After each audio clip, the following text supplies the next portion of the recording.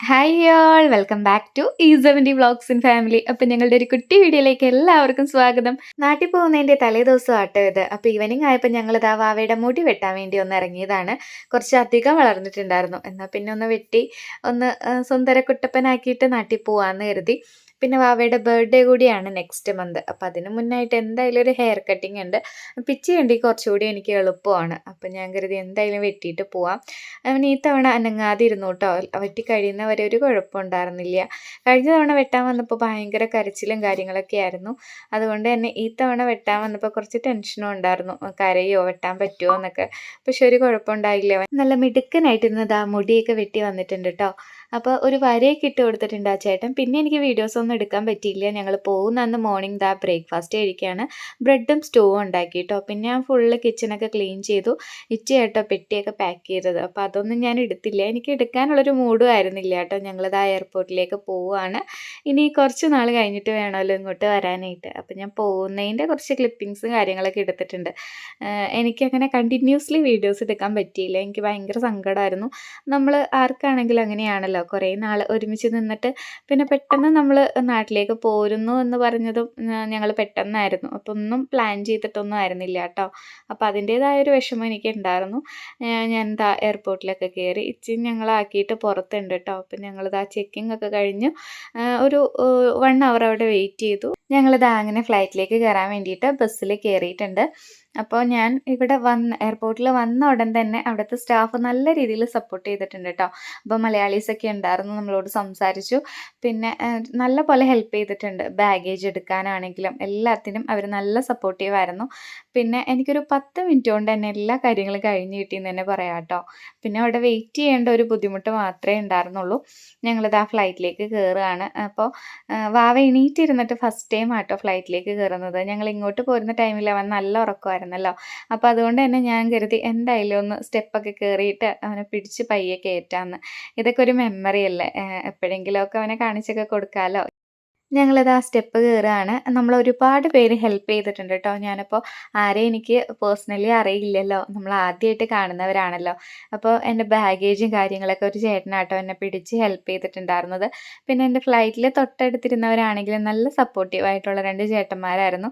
അപ്പോൾ എപ്പോഴെങ്കിലുമൊക്കെ അവർ വീഡിയോസൊക്കെ കാണുകയാണെങ്കിൽ എല്ലാവർക്കും താങ്ക്സ്.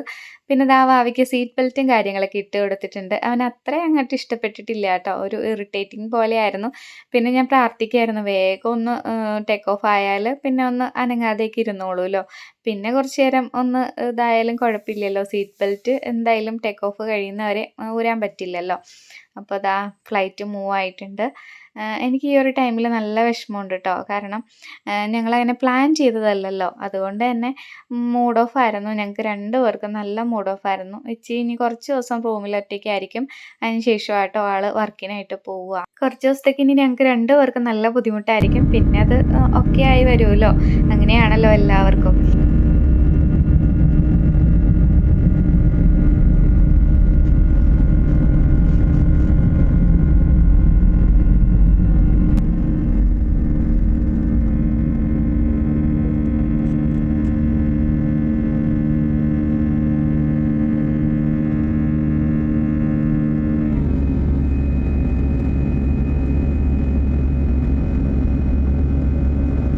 ഫുള്ള് ലൈറ്റ്സും കാര്യങ്ങളൊക്കെ കാണാൻ നല്ല ഭംഗിയില്ലേ. ഞങ്ങൾ കുറേ നേരം അതൊക്കെ നോക്കിയിരുന്നു കേട്ടോ. പിന്നെ കുറച്ച് കഴിഞ്ഞ് ഈ കാഴ്ചകളൊന്നും കാണാൻ പറ്റില്ലല്ലോ. പിന്നെ വാവയ്ക്കുള്ള ഫുഡും കാര്യങ്ങളൊക്കെ അതിനിടയിൽ കൂടെ ഞാൻ കൊടുത്തു. പിന്നെ എനിക്കുള്ള ഫുഡ് ഫ്ലൈറ്റിൽ നിന്ന് ബുക്ക് ചെയ്തിട്ടുണ്ടായിരുന്നു കേട്ടോ. അപ്പോൾ അതൊക്കെ കഴിച്ചു. പിന്നെ അവനെ ഉറക്കാനായിരുന്നു കുറച്ച് പാട്. ആൾക്ക് അവിടെ ഇരുന്ന് ഉറങ്ങാനായിട്ട് ഉറക്കം വരുന്നുണ്ട്. പക്ഷെ അവനെങ്ങനെ ഇരുന്ന് ഉറങ്ങാൻ പറ്റുന്നില്ലായിരുന്നു. ഞാൻ ഫീഡ് ചെയ്തിട്ടാട്ടോ എപ്പോഴും ഉറക്കാറ്.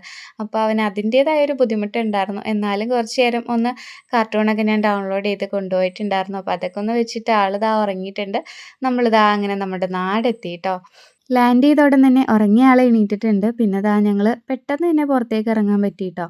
ഞങ്ങളിതാ ലഗേജിനായിട്ട് വെയിറ്റിംഗ് ആണ്. അതും പെട്ടെന്ന് തന്നെ കിട്ടി. അതും ഒരു ചേട്ടനാട്ടോ എനിക്ക് ഹെൽപ്പ് ചെയ്ത് ട്രോളിയിലൊക്കെ വെച്ച് തന്നു. വാവ ലഗേജൊക്കെ വരുന്നത് നോക്കി നിൽക്കുമായിരുന്നു. ഞങ്ങൾ അവിടെ ചെന്ന ടൈമിൽ അവൻ ഉറങ്ങുമായിരുന്നല്ലോ. ലഗേജൊക്കെ കിട്ടിക്കഴിഞ്ഞിട്ട് ആൾ എണീറ്റത്. അപ്പോൾ അവനൊരു കൗതുകം പോലെയായിരുന്നു. ഞങ്ങളിതാ പുറത്തേക്ക് ഇറങ്ങുകയാണ്. വീട്ടിൽ നിന്ന് ഇച്ചിയുടെ പപ്പയും മമ്മിയും സിസ്റ്ററും എൻ്റെ അമ്മയാട്ടോ കൂട്ടാൻ വന്നിരുന്നത്.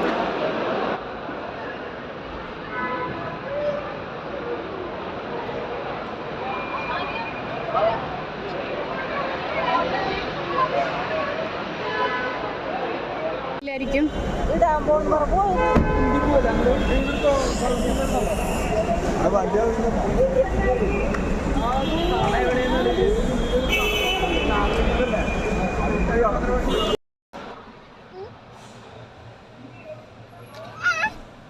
ഞങ്ങളിതാ അങ്ങനെ വീട്ടിലേക്ക് പോവുകയാണ്. എല്ലാവരെയും കണ്ടപ്പോൾ ഭയങ്കര സന്തോഷമായി.